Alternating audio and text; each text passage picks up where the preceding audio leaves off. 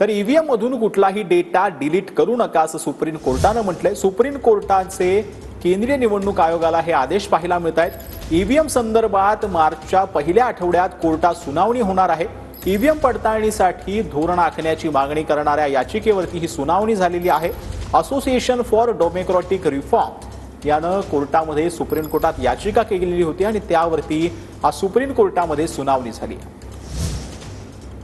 उच्च न्यायालयाचा निकाल येऊन सुद्धा, तसा आदेश येऊन सुद्धा निवडणूक आयोग ऐकायला तयार नाही आणि सर्वोच्च न्यायालयाने आज निवडणूक आयोगाला सूचना केल्या की तुम्हाला कुठलाही डाटा इरेज करता येणार नाही आहे। ती सगळी माहिती मागेल त्या उमेदवाराला तुम्हाला द्यावी लागेल। या देशातली लोकशाही संपवण्याचं काम मशीनच्या माध्यमातून करण्याचा निवडणूक आयोगाचं कारस्थान हे काही अंशी उघड होणारच आहे आज न उद्या।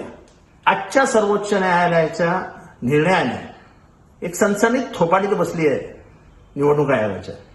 सर्वोच्च न्यायालयाने सांगून सुद्धा जर तुम्ही ऐकणार नसाल तर मग न्यायालय बंद करून टाका।